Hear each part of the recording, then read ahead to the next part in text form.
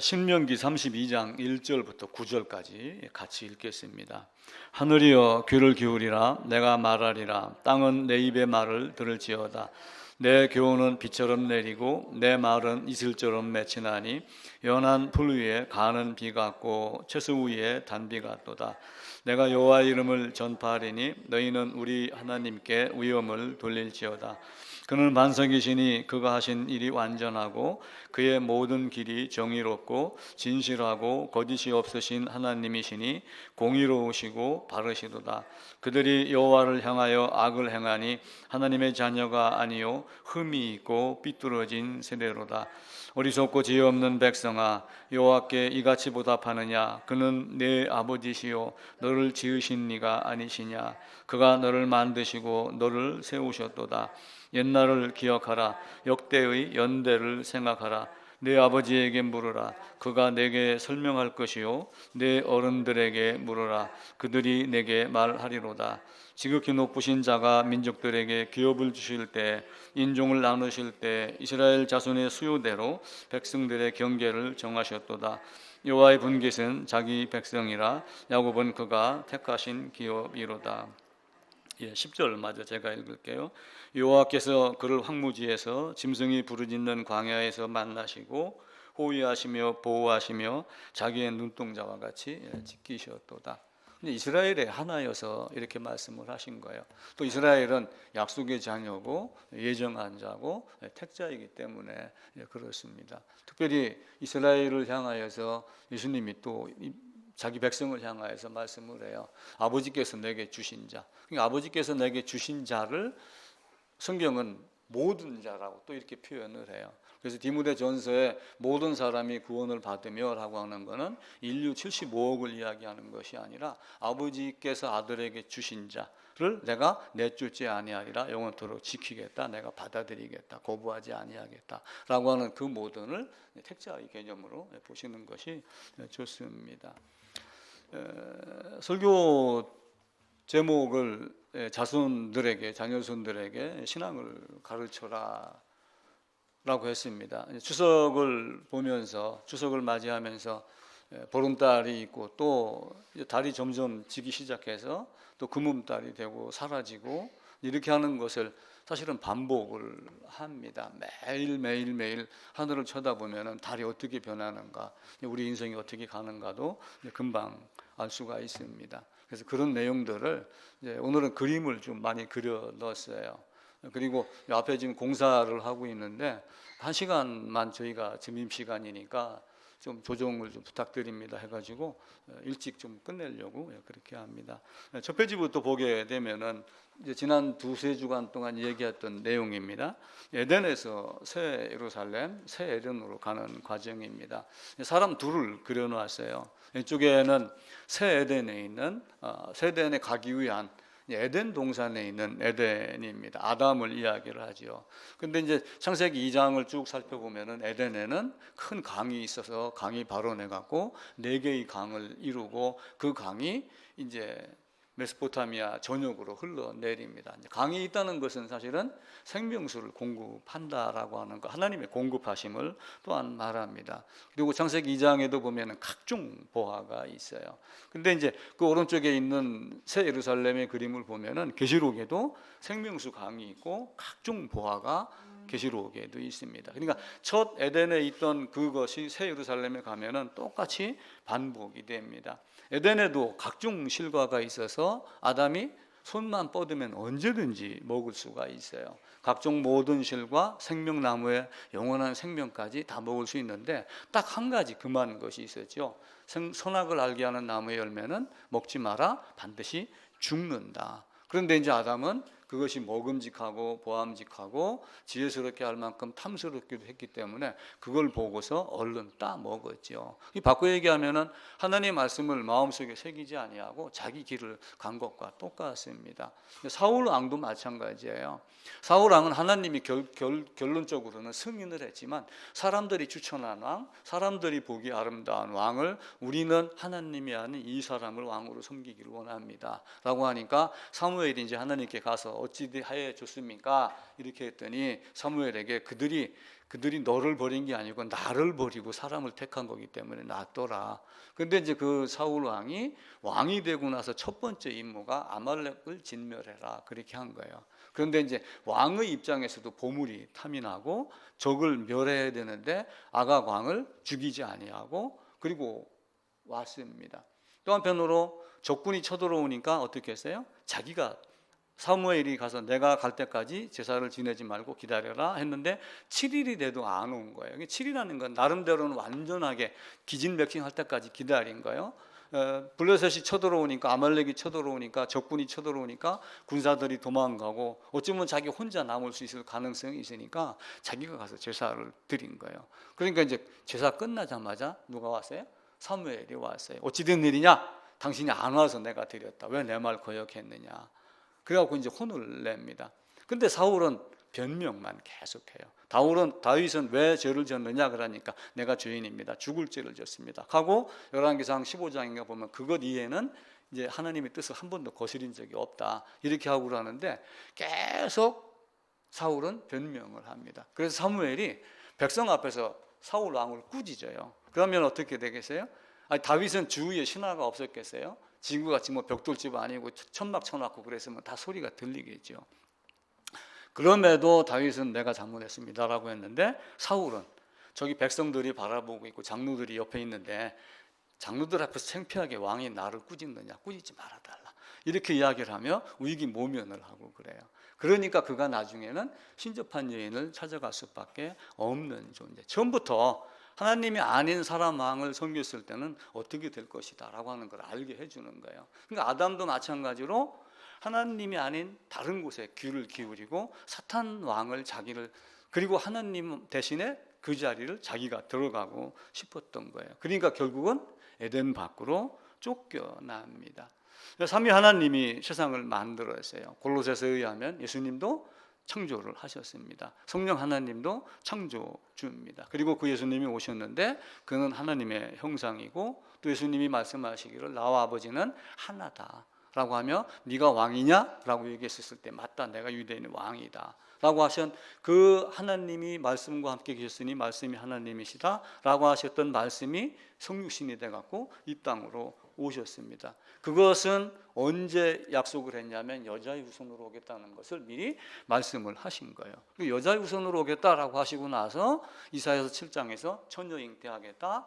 그리고 처녀는 동정녀의 개념으로 보여야 된다고 그랬죠. 단순한 처녀가 아니라. 그리고 또 마태복음에 가서 처녀가 잉태하여 라고 하는데 그것 역시 동정녀의 개념으로 보여야지 됩니다. 그리고 2세 다윗의 고향 베들레헴에서 나겠다라고 하는 것을 미가서 5장 2절에서 미리 또 말씀을 하셔요. 그래서 사무엘상 17장 12절 몇 군데 16장 1절 몇 군데를 찾아보면은 다윗의 고향 베들레헴, 이세의 고향 베들레헴, 이세의 아들 다윗 이렇게 하면서 베들레헴에서 나겠다. 미가서 5장 2절에서는 유대 땅 베들레헴 에브랏 하면서 그 장소를 이야기를 합니다. 이렇게 예수님이 이 땅에 오셔서 말씀이 육신이 돼서 오셨어요. 그래서 내가 곧 길이요 진리요 생명이다. 네가 에덴에서 따먹지 않았던 그 생명이 바로 나인데 네가 그걸 따먹었지 않았기 때문에 내가 너로 하여금 그것을 먹게 하려고 왔다라고 하는 거예요. 그러니까 요한복음 6장에 가면 무엇을 얘기를 해요? 내가 생명의 떡이다. 그런데 백성들은 어떻게 했어요? 떡을 먹고 배부르기 때문에 떡을 쫓아갖고 움직인 거고, 그러면서 오병이어의 기적으로 떡을 보면서 그 떡을 보고 찾았는데 그 떡이 누구라고 하는 거예요? 자기라고 하는 걸 요한복음 6장에서 내가 생명의 떡이다. 너희가 먹는 이 떡이 아니라 하늘에서 내려온 만나를 쉽게 뭘로 가르쳐 준 거예요? 자기를 가르쳐 준 거예요. 생명의 떡을 먹어라 라고 이야기를 해요. 그러면서 내가 곧 길이요 진리요 생명이니 나로 말미암지 않고서는 아버지께로 올 자가 없다. 그러니까 예수로 말미암지 않고는 되는 것이 아니에요. 근데 예수하고 하나님하고 별개의 존재가 아니라 성부 성자 성령 삼위로 계시는 한 분 하나님, 말씀이 육신이 돼서 오신 그 예수 그리스도 하나님으로 말미암아 가는 겁니다. 그래서 오신 목적은 뭐예요? 내가 온 것은 세상을 구원하려 함이고 또 자기 목숨을 많은 사람의 대속물로 주려 함이고. 그럼 여기서 많은 사람은 어떤 사람을 의미하겠어요? 아까 얘기했던 아버지께서 내게 주신 자, 택자의 개념으로 많은 사람을 해석을 해야지 됩니다. 그리고 이제 십자가로 가셨습니다.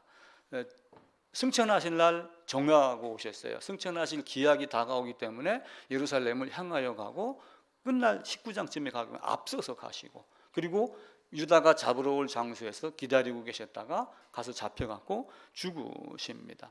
그런데 이제 그 죽음을 예수님만의 죽음이냐 연합의 죽음이냐라고 하는 것을 우리가 이제 고민해야지 된다고 그랬죠. 예수만 이게 들어가면 안 된다고 그랬죠. 이 뭐라고 그래? 예수 안 연합 이게 반드시 돼야지 돼요. 왜 그러냐면은 이 에덴 안에 있던, 여기가 에덴입니다.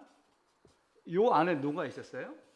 내가 있어요. 나라고 하는 존재가 여기 있었기 때문에 에덴의 아담이 범죄한 것이 누구의 범죄가 돼요? 나의 범죄가 돼요. 이것을 사도 바울을 통해 갖고 로마서 5장 12절인가에서 한 사람이 죄를 범하였은즉 모든 사람이 범한 것이다라고 하며 이미 여기에서 뭘 가르치냐면은 연합을 가르쳐요. 그러니까 예수님이 십자가 가셨을 때 연합이 안 되면은 사실은 십자가가 내게 효력이 없어요. 예수 믿습니다. 이거 가지고 되는 것이 아니고 내가 그 안에 있었는가라고 하는 것을 지금부터라도 계속해서 고민을 하고 따져봐요. 내가 진짜 연합한 적이 있는가? 성경은 그걸 계속 가르친다고 그러잖아요. 근데 믿습니다. 예수님과 나는 세례 받았기 때문에 세례 교인입니다. 천국 백성입니다. 이렇게 하는 것은 가장 바보들이 하는 얘기예요. 종교개혁 이후에 많은 사람들이 복음에 대해서 이야기를 했고 한국교회도 이게 전통적인 복음이다 이렇게 얘기를 하면서 세례를 이야기를 하지만 그런 식의 전통적인 복음을 성경은 말하지 않아요. 성경이 말하는 전통적인 복음은 연합에 의해서 죄인이 됐고 연합에 의해서 의인이 되고 연합에 의해서 범죄를 했고 연합에 의해서 범죄를 해결하는 이 두 가지가 모든 것이 다 연합에 의해서 되는 겁니다. 아담이 에덴 밖으로 쫓겨났어요. 먹으면 죽는다라고 하는 죽음의 개념을 지난주에 말씀을 드렸죠. 단순하게 호흡이 끊어지는 죽음, 왜 930세 이것이 아니라 밖에 나오면 고통, 고난, 추위, 더위 많은 것들이 있는 것, 그리고 결국에는 죽어서 썩어서 그리고 나중에는 다시 썩은 자를 이렇게 세워가지고 심판받게 해서 영원한 형벌로, 거기는 꺼진다고 했어요. 불이 꺼지지 않는 것, 구더기도 죽지 않는 것, 고통만 있는 것. 프라이팬을 달고 가지고 그 위에다가 붉은 소금 나누면 다다다다닥 이렇게 튑니다. 그런 정도의 고통이 영원토록 있는 것. 손가락 끝에 물 한 방울만 가져도 속이 서늘할 것 같은 그런 고통이 있는 것. 그것을 죽음이라고 이야기를 한 거예요. 근데 사람들이 죽는다 그러니까 그냥 호흡이 끊어지는 죽음 정도로만 자꾸 생각을 하는 거예요. 근데 그 죽음이라는 단어 안에 실제 목숨이 끊어지는 죽음도 있지만 영원한 형벌의 죽음이 있는 거예요. 그래서 예수님의 십자가는 그 죽음, 아담이 범죄해가지고 여기서 죽음으로 가는 요 죽음 자체를 죽이는 것, 이게 예수님의 십자가의 죽음이에요. 말이 좀 표현이 좀 이상해도 이해를 하셔야 돼요. 죽음을 죽이는 죽음, 그죠? 아담의 죽음을 죽이는 죽음이 예수 그리스도의 십자가다라고 하는 겁니다. 그것을 간략하게 표현한 것이 히브리서 2장에 있는 대로 죽음으로 말미암아 사탄의 세력을 잡은 자, 마귀의 세력을 잡은 자, 온 세상의 권력을 잡은 자, 사탄을 멸하시며, 내가 없어지면은 이 건물은 있으나 마나요. 내가 사라지면은 이 옷도 유물로 남긴다 해도 결국은 누가 입나요? 결국은 태우든지 버리든지 아무 효과가 없는 거예요. 내가 죽으면 죽음 안에 던져져서 나를 통제하고 관리하고 이용하는 사탄은 어떻게 돼요? 죽은 자 끌고 다니나요? 내가 아들 동욱이를 업고 다니는 게 살아있는 동욱이를, 죽었다고 합시다. 죽은 동욱이를 업고 다니는 거와 살아있는 규현이를 업고 다니는 거와 어떤 게 더 무겁겠어요? 당연히 죽은 자가 더 무거워요. 지금도 몸무게가 무겁지만 죽은 자는 아무런 활동을 안 하고 그냥 이렇게 되어 있어요. 살아있는 자는 몸무게가 나가도 꿈틀거리며 돕고 이렇게 하기 때문에 살아있는 자를 얻는 것은 그렇게 어려움이 없습니다. 그래서 무죄 시대를 말씀을 드렸죠. 에덴은 무슨 시대? 무죄 시대다. 여기는 죄가 없는 시대예요. 죄가 없는 시대였는데 죄악을 저지른 거예요. 그래서 밖으로 쫓겨나서 죽음이라고 하는 것이 있어요. 이걸 갖다가 죄악의 시대라고 이야기를 해요. 그런데 죄악의 시대가 딱 되기 전에 여기서 어떤 일이 발생을 하냐면은 가죽 옷을 입혀줘요. 죄악이 발생함과 동시에 하나님은 은혜가 즉시 발동을 합니다. 그래서 지금 이 순간 예수님이 오셔갖고 십자가가 오고 난 이후로 사람들은 은혜 시대다 이렇게 이야기를 해요. 그런데 실제 은혜 시대는 언제부터예요? 이때도 다 은혜 시대가 돼요. 그러면서 뭐가 되냐면은 죄악의 시대도 같이 이루어지는 거예요. 지금 예수님이 오셔서 은혜 시대 그러지만 여기도 뭐가 있어요? 죄악이 있어요. 모르면 죄악, 알면 은혜. 거듭나면 은혜, 거듭나지 아니하면 죄악으로 그냥 그대로 있는 시대입니다. 그러다가 이제 새 예루살렘에 가게 되면은 영원한 시대, 죽지 않는 시대 그렇게 되죠. 밖에는 많은 어려움들이 있습니다. 도토리로 어떤 때는 떨어지면 우리가 주워다 먹죠. 그럼 도토리를 주워다가 먹는데 우리 어떤 때는 배가 아프고 설사도 하고 막 이렇습니다. 호랑이가 토끼 잡아먹어요. 어떤 때는 곰이 자기를 사육했던 주인을 물어뜯어서 죽인 사건도 발생을 합니다. 왜 그런 일이 벌어졌을까요? 아담이 범죄했기 때문에 아담이 다스리는 모든 만물도 같이 부패하고 썩어서 그런 거예요. 그럼 만약에 아담이 회복했다. 그러면 곰이, 호랑이가 토끼 잡아먹겠어요? 안 잡아먹겠어요? 그럼 안 잡아먹어요. 성경은 그렇게 이야기를 합니다. 아담이 범죄하자 세상이 변해서 가시덤불 엉겅퀴 됐고 여러 곳이 됐어요. 횡성 한우는 맛있습니다. 먹으면 200세 사나요? 맛은 있는데 역시 그것도 썩은 곳, 저주받은 곳에서 나온 양식을 먹고 저주받은 사람이 키웠기 때문에 횡성 한우가 아무리 아름다워도 맛있어도 결국은 그걸 먹는 사람도 죽어요. 그럼 인삼녹용은 어떨까요? 인삼녹용도 마찬가지로 저주받은 곳에서 나왔기 때문에 몸에 건강하지만 결국은 죽어요. 그래서 옛날 성도들은 인삼녹용 좋다 해도 늙는 걸 못 막고 노래 가사를 찬송가 가사를 복음성가로 그렇게 해서 부른 거예요. 그러니까 콩 심은데 콩 나듯이 저주받은 곳에서 나오는 모든 것은 다 저주받은 것이니 결국은 저주받은 곳에서 나온 것을 먹고 썩고 질병 걸리고 그러다가 죽고 그리고 영원한 형벌을 받고 반드시 죽으리라가 그런 의미입니다. 죽으면 그냥 아무것도 모르고 이제는 다 고통 근심 없어졌으니 우리가 장례 지낼 때마다 그렇게 하늘나라에 가서 편히 쉬세요 뭐 이런 얘기를 많이 합니다. 그런데 그 하늘나라가 어떤 곳이라고 그래요? 앉을 만한 불도 아니고 덮게 할 만한 숯불도 아니고 거기는 구더기도 죽지 않고 불도 꺼지지 않는 그런 곳이다.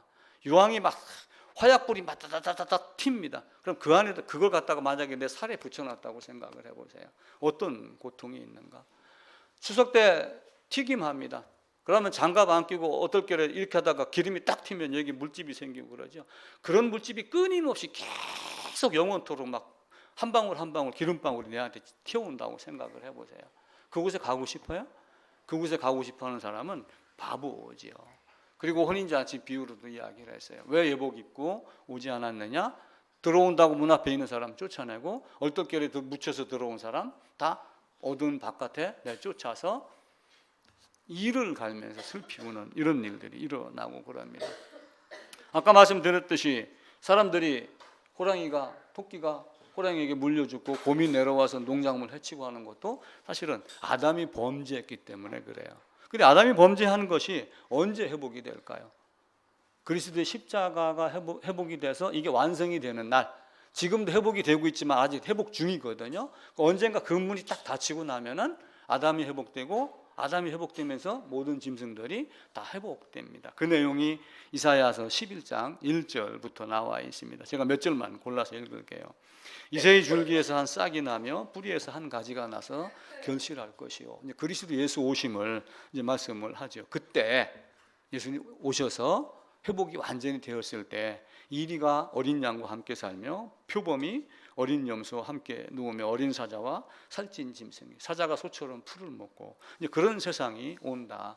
이사야서 65장도 같은 내용을 해요. 이리와 어린 양이 함께 먹고 사자가 소처럼 짚을 먹을 것이다. 그러면서 그곳 거룩한 산 나의 성산 거기에는 해하는 것도 상하는 것도 없고 그냥 아무것도 없이 그냥 즐거움 행복만 있을 것이다 라고 하는 거예요. 그러면은 사자가 토끼를 잡아먹는 재미도 있는데 사자가 나는 그거 싫소 이렇게 하겠어요? 근데 사실은 바울이 이야기를 해요. 로마서 8장에서 보게 되면은 피조물이 고대하는 것은 그 피조물은 아담뿐만이 아니라 인간뿐만이 아니라 모든 동식물 피조물도 다 마찬가지입니다. 고사리 이쁘게 했어요. 근데 누가 와서 뚝 꺾고 가요. 그걸 만약에 사람이라고 생각하면 허리를 뚝 잘라서 가져가는 거예요. 그 나름대로는 아픔이 없겠어요? 사과 열매 열심히 맺었는데 뚝다가 입으로 팍 씹어 먹어요. 씹히는 사과는 모르지만 우리의 입장에서 그 사과라고 했었을 때는 내가 다른 사람 입에 들어가서 씹힌다고 생각을 해보세요. 악어 입에서 사람이 물려 있다고 생각을 해보세요. 그럼 그 사과가 즐겁겠어요? 근데 그 사과도 그렇게 하지 않고 이 피조물이 다 고통을 겪으며 빨리 회복이 되기를 기다리고 있다. 이게 사도 바울이 로마서 8장에서 이야기를 합니다. 그래서 세상은 내가 어떠한 생각을 갖고 사느냐에 따라서 많은 것이 달라진다. 제가 지난주 원유 대사 이야기를 했어요. 예배 중에 예수를 이야기를 하며 승려 얘기를 했다고 혹시 기분 나쁘시진 않으셨죠? 근데 우리가 고전을 보면서 많은 걸 배워요. 철학책을 보면서 배우고 인간사를 통해서도 배우고 이시조선의 이런 사람들 여러 사람들을 보면서 배워요. 그 배우는 이유 중에 하나는 600년 전, 700년 전, 1000년 전의 세계를 내가 가볼 수 있나요? 가볼 수가 없어요. 그 시대 사람을 만날 수도 없고 그 시대 사람이 겪은 전쟁도 끔찍한 것도 저 폼페이의 화산도 내가 겪었나요? 그걸 기록 남긴 걸 가지면서 내가 그것을 교훈 삼아 거운 삼아 다시는 그곳에 가지 않겠다. 더 바른 걸 배우는 게 그런 목적이에요. 그러니까 고전을 읽고 배우고 하는 것도 사실은 그냥 몇 자 써먹기 위해서 배우는 게 아니라 그런 인생을 배우기 위해서 고민하면서 배워야지 돼요. 어느 책을 보니까 읽는 시간에 3배를 묵상해라 이렇게 이야기를 해요. 우리가 성경을 읽는 통독도 굉장히 중요합니다. 속독이 개념으로 사실은 쭉 읽어 나가는 거예요. 그런데 이제 그게 서너 번이 됐다 그러면 그 다음부터는 숙독을 하고 그 다음에는 묵상을 하면서 소가 음식을 어떻게 먹어요? 먹고 또 뱉어내고 다시 씹고 하듯이 그 방법으로 성경 한 권을 예전에는 1년에 5번을 읽었다면 오히려 1년에 한 번만 읽으면서도 이제는 숙독을 하고 계속해서 묵상을 해갖고 씹고 또 씹고 이렇게 하며 읽는 방법이, 그리고 읽으면서 창세기 1장을 읽다가 요한복음 이 말씀이 있었지 하고 왔다 갔다 하면서 전체를 다 한번 넘기면은 굉장히 좋습니다.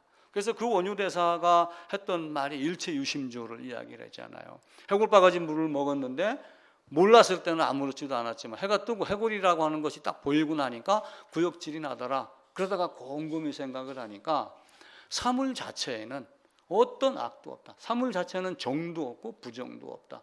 아무것도 없는데 내가 보는 순간 내 마음 안에서 일어나는 거예요. 그럼 아담이 에덴에서 선악과를 보고 맨 처음에 딱 했던 말이 먹음직이 뭔지예요. 먹음직, 보암직, 지혜스럽게 할 만큼 탄. 그러면 먹음직이라고 하는 것은 에덴 안에 온갖 과실이 있어요. 아니 왜 아담이 에덴에서 먹음직하게 봤을까요? 아니 손만 뻗으면 언제든지 먹을 수 있었잖아요. 그 풍부한 먹을 것이 있는데 왜 이게 먹음직하게 보인 거예요? 자기가 통제자가 되기 위해서 그렇게 하는 거예요. 그래서 우리는 늘 성경을 보면서 필요하면은 글도 써가지고 기록하라라고 하는 뜻으로 제가 이제 말씀을 드리면 몇 주째 계속 빈 공란을 많이 남겨놓죠. 거기 보면은 둔필이 뭐냐, 둔하다 그 얘기예요. 필기할 때 피. 근데 둔하더라도 글을 쓰는 것이 이긴다. 뭐보다? 총명함보다. 천재나 이런 것보다 둔필이 승리한다. 총명함보다. 그래서 두 그룹으로 사람을 실험을 했어요. 야, 공부 잘하는데 너는 천재네. 이렇게 한 사람하고 점수가 좀 낮아도 넌 노력한 만큼 결과를 얻었구나. 이렇게 말하는 거하고 두 사람을 둔 거예요. 이게 이제 미국 같은 데서 이런 실험을 많이 한대요.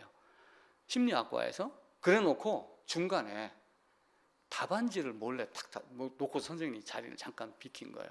근데 머리 좋아, 성적 좋아. 그래서 점수 잘하는 애들은 70%가 답안지를 살짝 들여다봤대요. 그리고 노력했다고 칭찬을 받은 애들은 아무도 안 봤어요. 그죠? 이 차이가 있는 거예요. 그러니까 우리의 삶도 이 둔필승총이라고 하는 것을 늘 마음속에 새기며 내가 들은 것을 이제는 말해야지 돼요. 이게 말 못하면 모르는 거예요, 사실은. 근데 한번 말하면 어떻게 돼요? 말할 수 있어요. 백견이 불의 일행이다.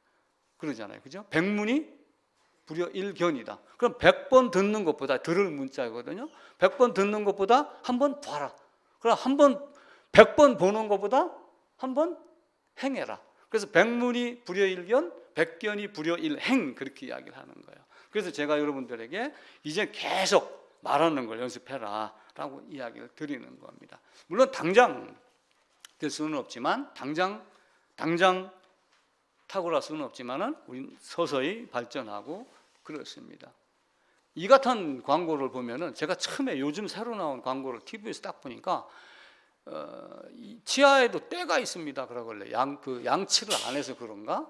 스케일링을 해야지 때가 있다고 하는 건가? 라고 했더니 아플 때가 있고 무슨 때가 있고 무슨 때가 있고 하면서 이가탕을 먹으십시오 이렇게 광고를 하더라고요. 근데 예전에 이가탕은 이 튼튼한 걸 가지고 씹고 뜯고, 그죠?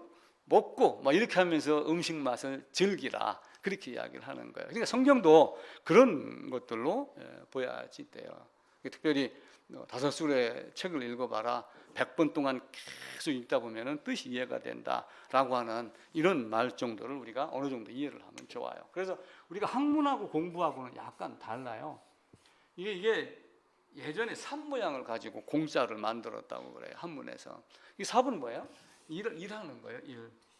손잡이 잡고 땅을 파고. 그러니까 우리의 삶 속에서 잠언 전도서와 같이 서로 사람과 사람과를 비교하고 맞부딪히면서 배워나가는 거예요. 그래서 훌륭한 지압이 훌륭한 사람, 훌륭한 남편이 되고 훌륭한 여인이 되고 하는 것을 공부다, 이렇게 이야기를 한 거예요. 그런데 이제 우리는 공부가 아닌 학문으로만 넘어 접근을 하고 그렇습니다. 그 자료를 조사를 해보니까 어쩌면은 서울대학교는 갈수록 전 세계에서 등수가 낮아집니다. 연세대는 좀 올랐다 하더라고요. 근데 최고의 대학은 그래도 하버드 대학이에요. 근데 하버드 대학이 보스턴에 있는데 거길 제가 가봤어요. 옆에 또랑물도 흐르고 참 좋습니다. 서울대학교는 이 게이트가 막 크고 표시도 많은데 거기는 어디가 출입구인지도 모를 정도로 어디 큰 빌딩도 가면 만한 명표 하나가 붙어 있고 뭐 그런 식이더라고요. 근데 그 하버드 대학을 설립했던 이유는 목사를 만들기, 목사 양성 과정에 신학교의 개념으로 만들기 시작을 한 거예요. 근데 초기에 신학부가 없었어요. 신학부가 없는 대신 그 학생들을 9명 그리고 선생 1명 이렇게 시작을 하면서 전부 교양 과목 공부를 시킨 거예요. 교양 과목 계속 시키면서 그러다가 그러니까 교양 필수 교양을 4년 내내 하는 거예요. 학사 그리고 석사, 그 다음에 신학 학사, 신학 석사 혹은 박사 이런 과정을 거친 거예요. 왜 그러냐면은 영국에서 넘어온 잉글랜드에서 넘어온 그런 사람들이 워낙 출중했던 사람들이 많아요. 영국의 옥스퍼드나 케임브리지나 이런 데서 훈련받고 교육받고 그리고 신앙을 알았던 이런 사람들이 영국 국교의 타락을 등지고 미국으로 건너와서 하버드를 채웠으니까 먼저 사람을 만들고 성경을 볼 줄 아는 사람을 만들어야 되겠구나, 이렇게 만드는 거예요. 그 대표적인 예가 얼마 전에 신문에 나온 세인트 존스라고 하는 컬리지입니다. 일반적으로 컬리지는 2년인데 여기는 4년 과정이라 하더라고요. 그래서 4년 동안 정규 수업이 한 개도 없어요. 책 예를 들면 100권이면 100권, 200권이면 200권 이걸 읽고 토론하는 것이 4년 내내의 과정이에요. 그러면서 사람 마음 넓히고 인성 넓히고 생각의 깊이를 넓힌 다음에 나는 여러 과정 1000년 전, 2000년 전 소크라테스부터 공자, 맹자를 다 배우는 거예요. 그러면서 나는 이런 길을 걸어야지 되겠구나 하면은 세인트 존스 4년을 마치고 그 후에 대학원 과정을 간다고 그래요. 그러면서 제가 설교문을 작성하다가 그 생각을 한 거예요. 내가 만약에 지금의 그 대학에 갈 나이라고 그러면 나는 한국의 서울대학교 입학 안 하고 나는 세인트 존스 가겠다, 그런 생각을 할 정도로 굉장히 좋은 겁니다. 우리의 삶이 늘 그래서 네 아비에게 물어봐라 그러면 가르칠 것이다 라고 이야기를 하잖아요. 옛날 훈장들은 앞에서 해초리로 가르치고 그랬어요. 그런데 등을 보고 배운다라고 이야기를 하죠. 거기 사진 제가 2장을 나눴습니다. 이신교즉종, 몸으로 가르치니 따르고 말로 가르치니 따지더라. 예를 들어서 저기 꼬맹이 밥 먹입니다. 그럼 밥 먹어 라고 얘기하면은 나중에는 반항해요. 근데 내가 옆에서 열심히 먹는 거를 한 달, 두 달 계속 보여주면은 따라 먹는다. 그 얘기하고 같은 거예요. 그러니까 공부를 잘하고 못하고는 내가 먼저 책상 앞에 계속 앉아 있으면은 아이들도 보고 따라하고 그렇게 하고 그러죠. 이 사명대사도 그 얘기를 한 거예요. 네가 한밤중에 눈길 걸을 때 이리저리 갈짓자로 왔다 갔다 걷지 마라. 그러면 다른 사람도 네 발자국 따라서 이리 걷고 저리 걷고 헤매고 그런다. 그러니까 똑바로 걸어라 라고 이야기를 하죠. 성경도 마찬가지입니다. 우리가 알아야 면장한다는 얘기를 제가 수백 번 얘기를 드렸잖아요. 가다 보면 나중에는 좁은 문 앞에서 딱 걸리게 되어 있어요. 누구든지 와라 라고 하지만 누구든지 왔었을 때 들어갈 수 있는 자격이 예복이잖아요. 예복이 없는 자는 어떻게 해요? 바깥 어두운 데 쫓겨내서 이를 갈며 슬피 울게 만드는 거예요. 근데 가다가 딱 밤에 뭐가 마주쳐요? 문이 없고 길이 없으니까 얼굴이 마주치는 게 면장이에요. 면장. 은면장 개념이 아니라 그러다가 두드리는 거예요. 그러니까 두드리는 순간 어떠한 두꺼운 벽도 두드리는 순간 문이 된다고 그랬잖아요. 두드리는 것은 어떤 의미에서 두드리는 거예요? 상한 심령이라서 두드리는 거예요. 내가 곧 길이요 진리요 생명이니 라고 하는 그때 문이 열리면 그 안으로 들어가기 시작을 하는 겁니다. 그래서 항상 우리는 하나님 앞에서 갈급한 심정이 되지 않으면 사실은 듣는 것만큼은 되지 않아요. 듣는 것 갖고 되지 않아요. 줄탁동시라는 것이 있어요. 줄탁동시. 이것도 아마 몇 년 전에 한번 말씀을 드렸어요. 여기에 병아리가 있어요. 병아리가. 이때가 되면 어떻게 돼요? 커가지고 이제 밖으로 나가야지 이렇게 하는데 여기에 얇은 막이 있고 두꺼운 막이 있단 말이에요. 근데 병아리가 내가 밖으로 나가야지 라고 하고 나서 꿈틀거리기 시작을 했을 때 3시간 안에 나오지 못하면 죽는답니다. 이 학자들의 말에 의하면. 그러니까 그렇게 못 나오고 죽은 게 뭐가 돼요? 곤계란이 되는 거예요. 옛날에는 배고플 때 곤계란만 팔러 다니는 사람이 있었어요. 그래서 팔고 그 닭 뼈 안에 살도 붙어 있지 않은 거 빠르면서 우리 고기 먹었다 이렇게 배고플 때 했던 적이 있어요. 근데 이 병아리가 꿈틀꿈틀해갖고 이 부리가 단단하겠어요? 이제 막 생겼는데 약하죠. 여기서 이거 쭉쭉쭉 빨고 밀고 똑똑똑 노크를 하는 거예요. 톡톡하고 노크하면 노크하는 소리를 누가 들어요? 어미닭이 밖에서 듣는 거예요. 그러니까 내가 상한 심령으로 문을 두드리면 아버지가 들어요, 안 들어요? 그거하고 똑같은 거예요. 안에서 두드릴 줄, 밖에서 도움 주는 톡 두드리는 거, 깨주는 거. 이걸 깨주는 거예요. 얘가 안 두드리면 어미가 어떻게 해요? 안 두드려줘요. 내가 하나님, 나 어렵습니다. 상한 심령으로. 나 살려주세요. 이렇게 하지 않으면 여기서 움직여, 안 움직여요? 안 움직여요. 그래서 내게로 오는 자는 내가 거부하지 아니하겠다. 내 안에 있는 자는 빼앗기지 아니하겠다라고 하는 거예요. 그래서 이 줄탁동시가 잘 됐었을 때, 그래서 예전에 하나님 예정은 일방적, 성취는 쌍방적. 그 얘기합니다. 줄탁동시하고 똑같아요. 이게 고전에서 이런 걸 배우는 거예요. 옛날에 있는 이런 사람들도 다 이걸 갖고 하는 거예요. 울어야 밥을 주지. 그래서 옛날에 어떻게 했어요? 미운 놈 뭐 하고 한다고 뭐 그런 말을 만들어낸 것이 그런 것들이에요. 그래서 하나님은 우리에게 율법을 준 거예요.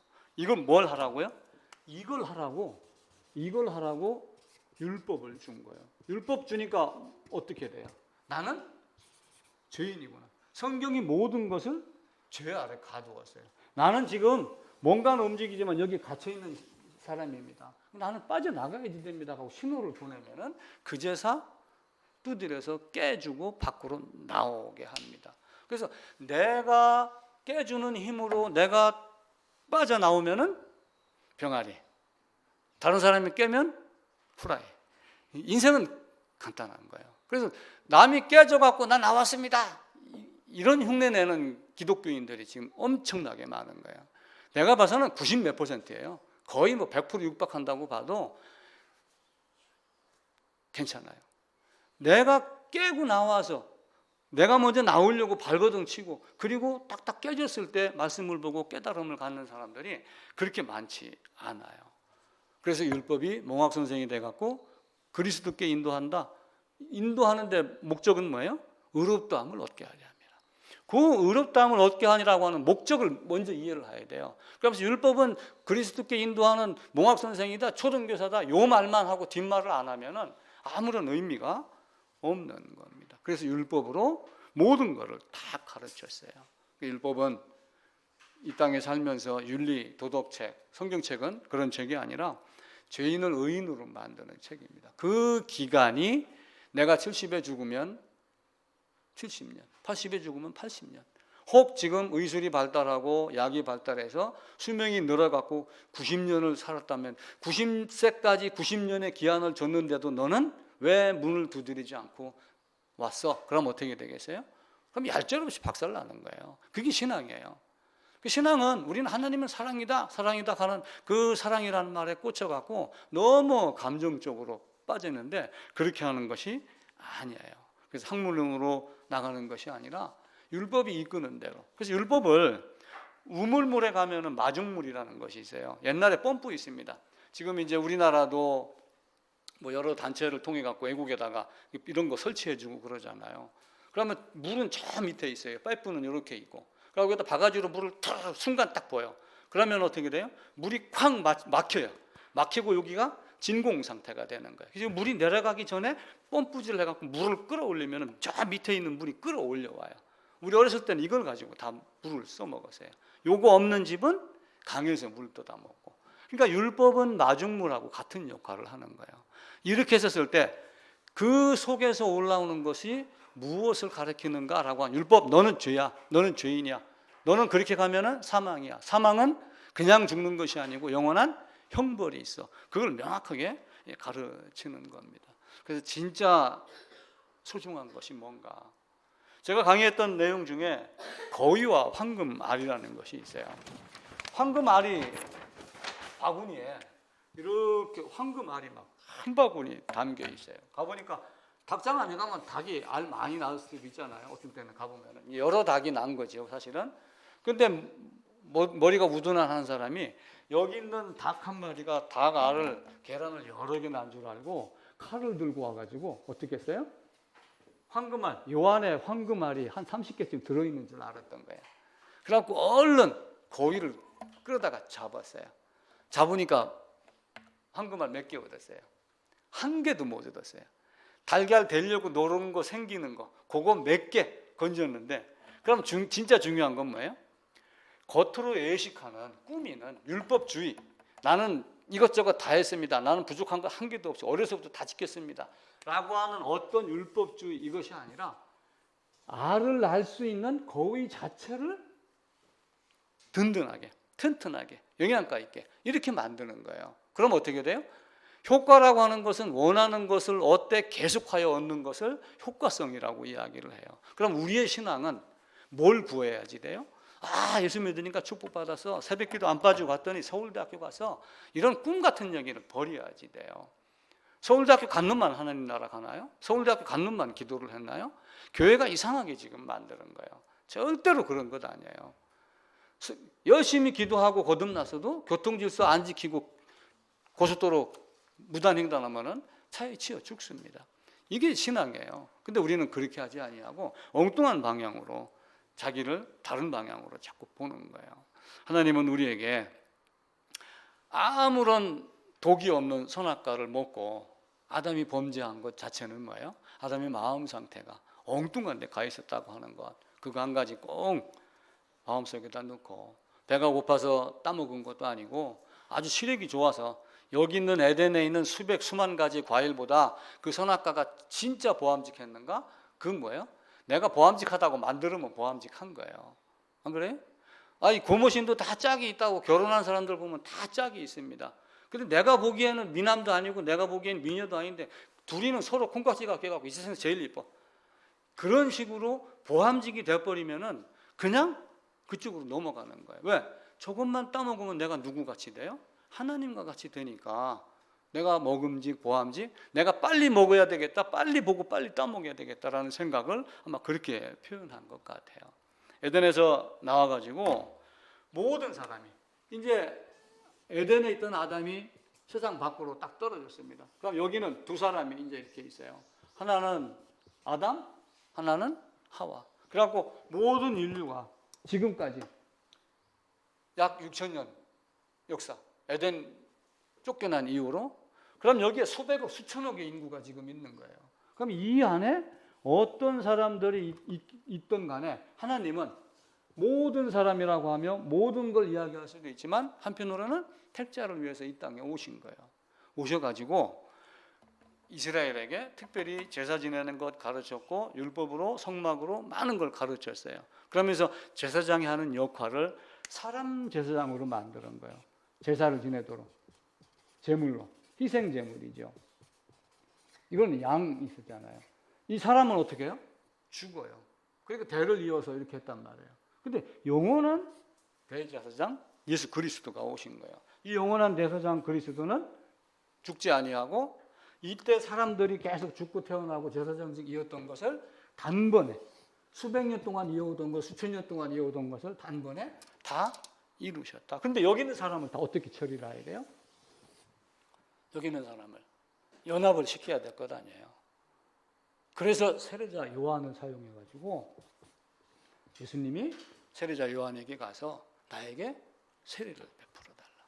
아니 내가 당신한테 세례를 베풀어야지 되는데 라고 하며 예수님이 거부를 했잖아요. 참 요한이 근데 아니다. 이렇게 해서 의를 이루는 것이 합당하다라고 하며 대제사장이 모든 백성의 모든 죄와 모든 불의를 아사셀 염소의 머리에다가 손을 얹고 고해한 거예요. 그러면은 그 고함이 하나님께 상달이 됐다는 얘기는 무슨 얘기예요? 제사장의 한 동작이 모든 백성 모든 죄인을 누구에게 넘기는 거예요? 우리가 상상도 할 수 없을 정도로 염소의 머리에다가 모든 것이 다 들어가 있는 거예요. 그 아사셀 염소와 같은 제물로 온 그 제사장에게 모든 것을 다 넘겨가지고 그 제사장이 어디로 가? 나중에는 십자가로 가서 한 사람이 범죄했고 모든 사람이 죄를 졌고 모든 사람이 죄를 지은 것을 모든 사람을 누구에게 넘겨요? 한 사람에게 넘겨요. 연합시키는 거예요. 근데 이것도 연합이 되고 안 되고의 믿음의 차이에 의해서 에이 무슨 연합이야. 그러면 이 무슨 연합이야 라고 하는 사람들은 레위기 16장을 읽고 아사셀 염소의 머리에다가 손을 얹고 모든 불의와 모든 죄를 넘긴다라고 하는 것을 거부해야 돼요. 근데 그건 이해를 하면서 왜 이건 이해를 하지 아니하죠? 구약으로 예화를 보여주고 모형으로 다 보여주는 거예요. 그래서 이 예수님이 어디로 가요? 십자가로 가는 거예요. 십자가로. 그래서 갈라디아에서 나온 대로 한 사람이 모든 사람을 대신하여 죽었은지 한 사람이 범죄함으로 모든 사람이 죄를 지었은지 한 사람이 모든 사람을 대신하여 죽었은지 모든 사람이 죽은 것이라 그게 이해가 되는 사람 내가 그리스도 예수와 함께 십자가에 못 박혔나니 라고 자기 신앙을 고백을 하는 거예요. 그래서 성경만큼 쉬운 것이 없어요. 수학 문제 몰라도 성경은 이해할 수 있어요. 근데 뭔가를 알고 똑똑해야지 성경을 이해하는 걸로 자꾸 생각을 해요. 열심히 부족하면 안 되는 걸로 생각을 해서 교회당에다가 사람 끌어모으고 모여서 뭘 으쌰으쌰하고 뭐 이런 거에다가 많은 초점을 맞추고 있어요. 그렇지 않아요. 지금과 같이 교회가 없던 시대 400년 전 500년 전 중국에서 선교사들 와갖고 한마디 던지고 가고 이렇게 했을 때는 그럼 어떻게 됐겠어요? 지금 같은 이런 제도가 없어서 그 사람들은 다 성경을 알지 못했을까요? 결코 그렇지 아니에요. 한 사람으로 말미암아 죄인, 한 사람으로 말미암아 그래서 아담 안에 첫사람 아담 안에 있었고 나중에는 누구 안으로 들어가요? 이 깔때기 안에를 통해 가지고 그림을 쉽게 그린 거예요. 쭉 물 부으면 어떻게 돼요? 옆에 병으로 옮겨가듯이 모든 사람이 그렇게 옮겨간 겁니다. 아닌 사람에게는 아닌 거예요. 그러니 나는 그렇게 보여요. 또 그것이 사실이고요. 성경은 그걸 우리에게 가르치는 거예요. 이게 아니라면 로마서 5장에 나와 있는 한 사람이 범죄하였으므로 모든 사람이 범죄하였노라 이 말이 바울이 거짓말한 거예요. 이게 아니라면은 한 사람이 모든 사람을 대신하여 죽었은즉 모든 사람이 죽은 것이다. 고린도후서 5장에 있는 이 말씀 그것도 바울이 거짓말한 거예요. 근데 바울은 거짓말하지 않아요. 하나님이 나를 택하여 사용한 것은 사도행전 26장 제가 읽어드릴게요. 26장 13절부터입니다. 제일 마지막 장 밑에 부분이에요. 사울아 사울아 해갖고 사울을 이제 불러 세웁니다. 거기 적혀 있을 거예요.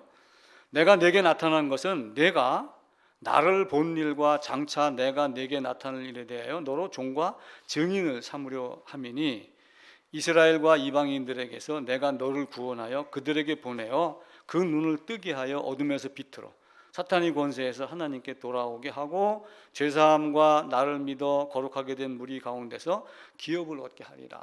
이 목적 때문에 사도 바울을 보냈는데 사도 바울이 거짓말 했겠어요? 결코 그렇지 않아요. 그러면서 사도 바울은 태중에서 나를 택한 내 복 중에서 하나님이 나를 택하여 이방인의 사도로 삼았다. 내가 해야 될 일은 바로 이것이다. 당연히 할 말을 담대히 한다라고 하며 자기가 가지고 있었던. 그래서 우리는 신앙을 쏙과 겉이 다른 사람들이 너무 많아요. 가만히 이렇게 얘기를 하다 보면은 요즘에 정치판 보면은 수박 얘기가 나와갖고 도대체 수박이 뭔가 제가 정치 수박 해갖고 인터넷 검색을 해봤더니 개딸 아닌 사람 개딸 흉내내고 이걸 갖다가 수박이라 했다 하더라고요. 근데 그 수박을 딱 보니까 사진에 컬러가 아니라 껍데기는 파랗잖아요. 속은 빨갛고 그 옆에 건 토마토예요. 토마토는 겉이 파라면 속도 파래요. 겉이 빨가면은 속도 빨개요. 그래서 내가 진짜 어떤 사람인가를 있는 그대로 드러내야지 돼요. 하나님은 그걸 원해요.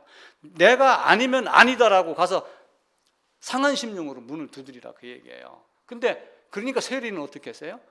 가까이 가지도 못해요. 주님 옆에 부담이 되고 두려워서 자기 죄값 때문에 멀리 있어서 나는 죄인입니다. 이렇게 한 거고 똑똑하고 잘난 바리새인은 나는 이것도 했고 저것도 했고 부족한 것이 하나도 없는데 너 말고 세리 이렇게 하면 예수님은 세리를 말씀을 하셔요. 그래서 속과 겉이 다른 것 꾸미는 것 포장지 좋다고 속 좋은 거 아니라고 그랬잖아요.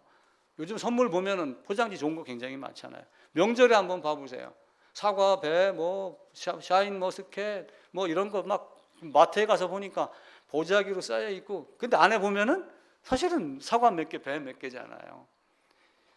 포장지 좋다고 속 좋은 것 아니에요. 그래서 먼저 속이 알찬 사람, 먼저 신앙이 무엇인가를 바로 생각할 수 있는 사람.